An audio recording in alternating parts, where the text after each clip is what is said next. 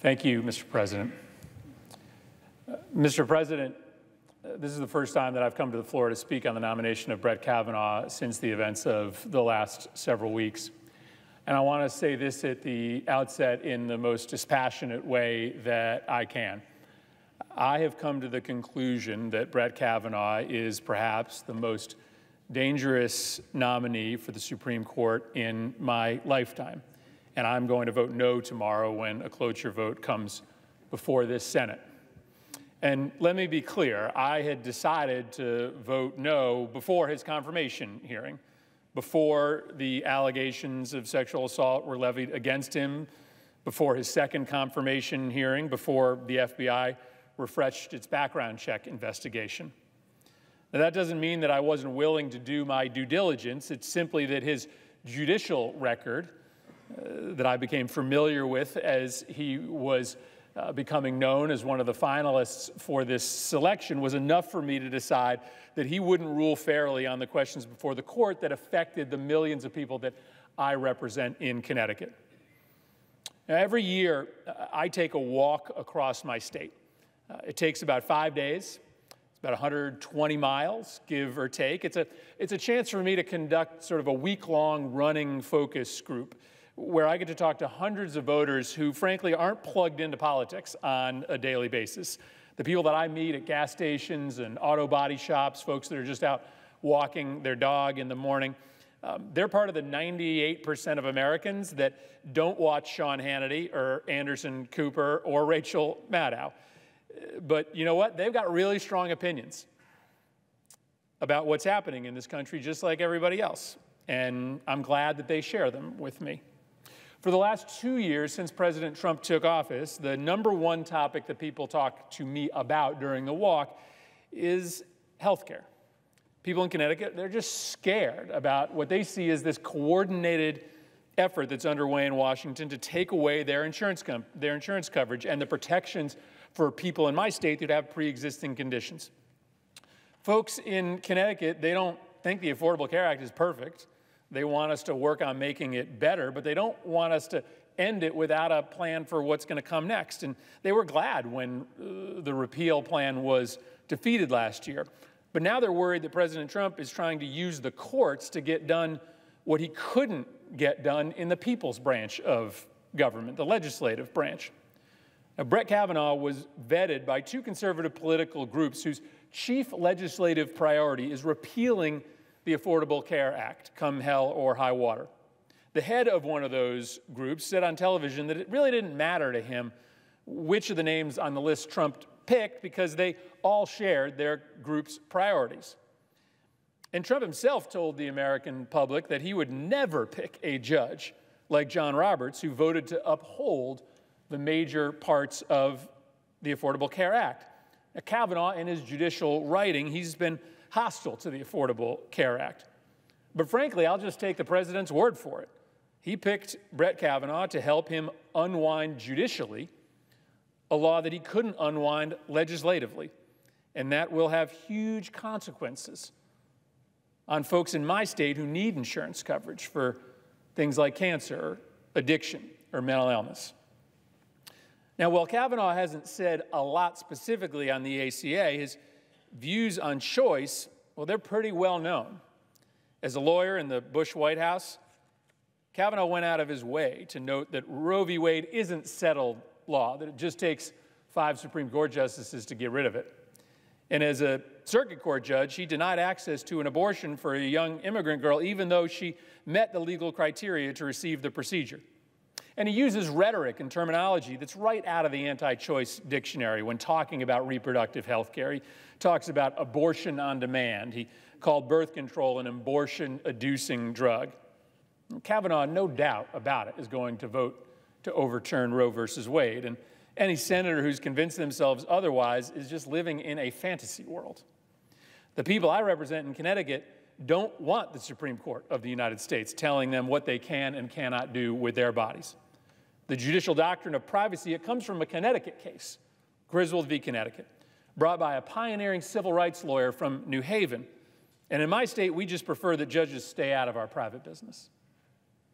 And finally, When I'm walking across the state of Connecticut, I'm talking an awful lot about the issue of gun violence. Now, it's not just that the murder of 20 little first graders in Sandy Hook still hangs heavy over Connecticut. It's that the murders in Hartford and New Haven and Bridgeport and the suicides all over our state, they continue unabated. And listen, it's not like everybody that I meet when I'm walking across the state agrees with me on what we should do. When you walk east to west, you spend half your time in eastern Connecticut, a part of the state where people still love their guns, and I get into lots of spirited arguments about assault weapons and gun permits. But what there's relative agreement on is that it's our choice on how we should regulate guns.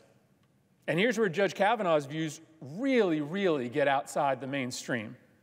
His testimony before the Judiciary Committee suggests that he's a Second Amendment radical, believing that almost all restrictions on gun ownership are likely unconstitutional. Here's a for instance. He stated in his testimony that so long as a weapon is in regular commercial use, it can never, ever be banned. Now, that's a recipe for disaster because all you need then is a very short period of legalization of, say, automatic weapons, followed by a few years of robust commercial sales, and then that gun has permanent constitutional protection forever. That's absurd, but that's Brett Kavanaugh's view on the Second Amendment. So what I'm saying is this: I didn't need the tragic drama of the last few weeks to know how I felt about Brett Kavanaugh serving on the Supreme Court. I was an early no vote, and I don't apologize for coming to that conclusion months ago.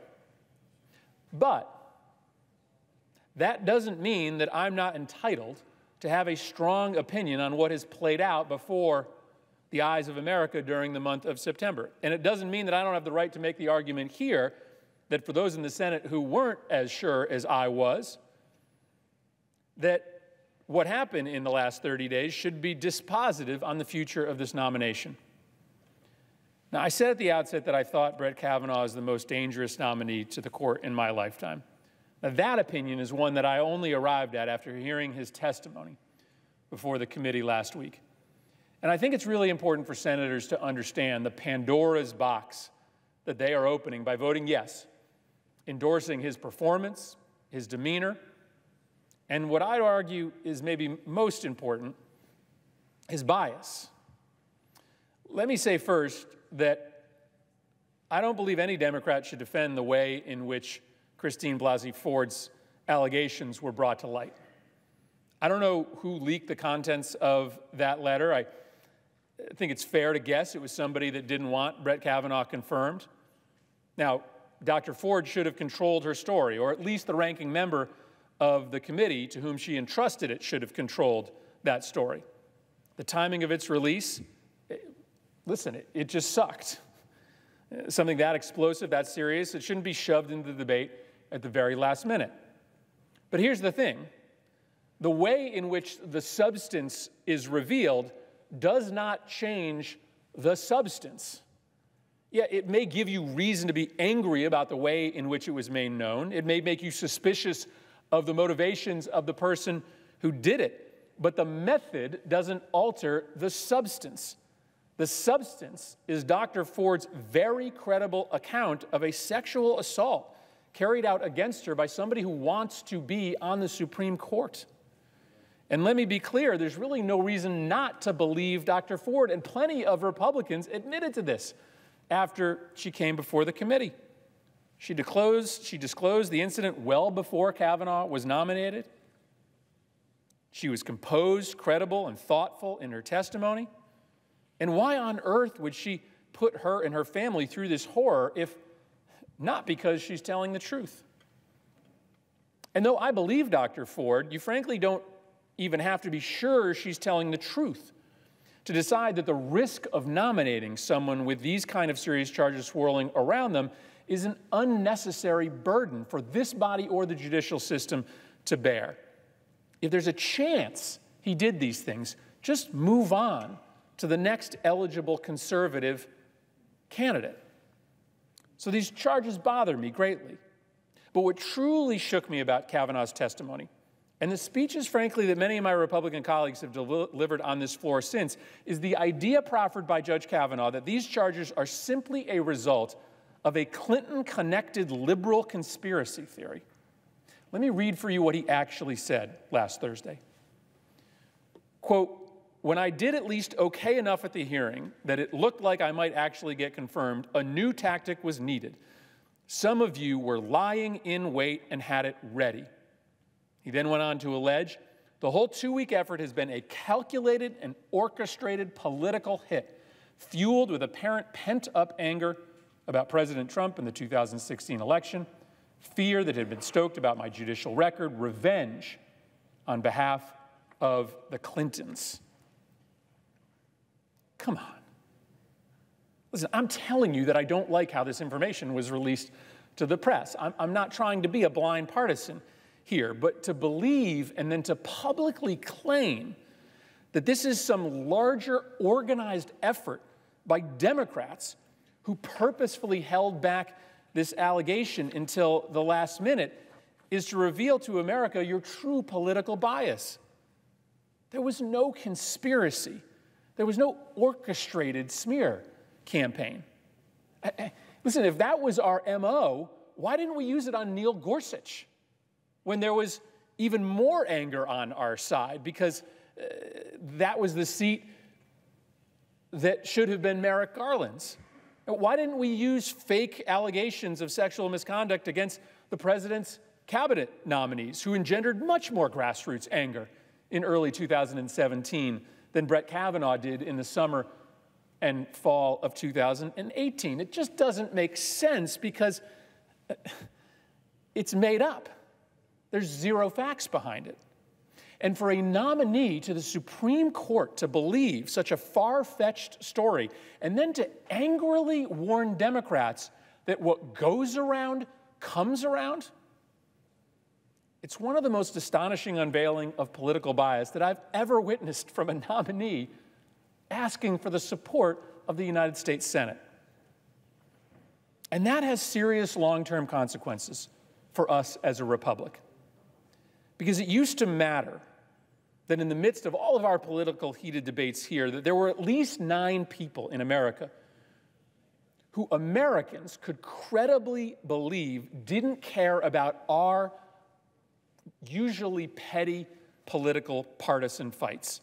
There were 9 people that Americans could believe were above it all. And now we are on the verge of perhaps sending someone to the Supreme Court who called Democrats embarrassments and who warned his political opponents menacingly that we will reap what we sow. I don't really know what that means, but I'm sure that I know that I don't want a nominee to the Supreme Court saying anything like that. Now, the fight over the Kennedy seat, it was going to be controversial and contentious. There's no way around that.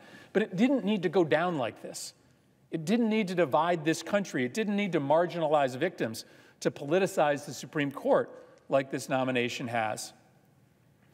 And add to the conspiratorial beliefs, the hatred that was oozing from him towards Democrats that day, is the likelihood that this nominee was also lying over and over again about, at the very least, relatively small things for which he had really little reason not to tell the truth.